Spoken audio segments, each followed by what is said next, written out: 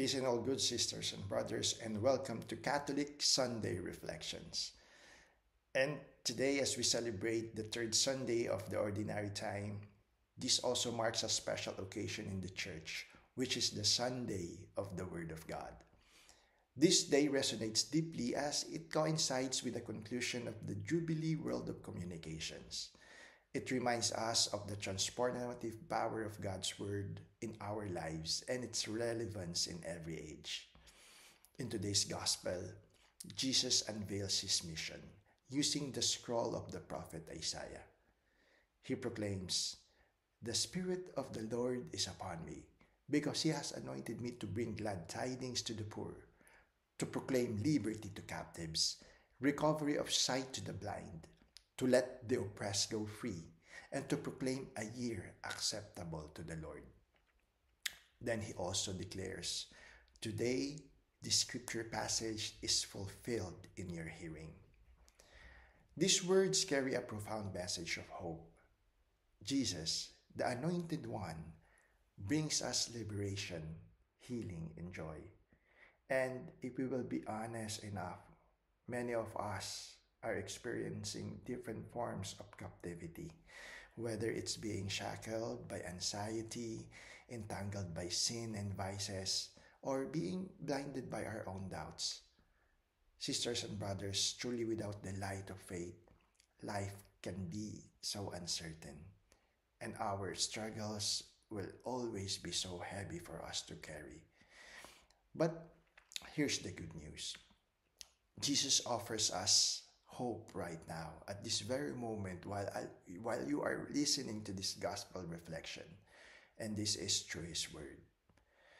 In our fast-paced tech-driven world, where we're inundated with news and most of them negative news and misinformation, it's easy to us to become so discouraged. The enemy, the devil, works so tirelessly day and night to sow doubt and extinguish the hope within us. This is why the Sunday of the Word of God is so important, because it calls us, it reminds us to intentionally ground our lives in Christ's truth.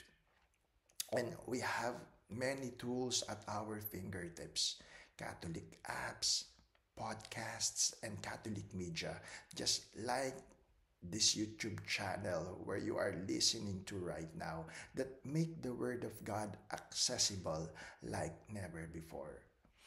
But these resources will only benefit us if we commit engaging with them daily, when we anchor ourselves in the scriptures, if we continue to cultivate a hope-driven life rooted in God's word and promises. As St. Paul reminds us in the second reading today, we are one body in Christ. Each of us are uniquely gifted for the mission of the church. This Jubilee year is an invitation for us not only to become receiver of God's grace, but also to become channels of it. We are called to become gospel influencers, sharing the love of Christ through our words, actions, and through the goodness which we can share to other people around us. So as we continue this extraordinary year of grace, let us embrace our mission with joy.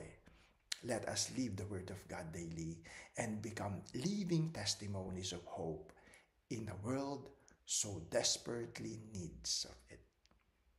Have a blessed life, sisters and brothers, and have a great Sunday.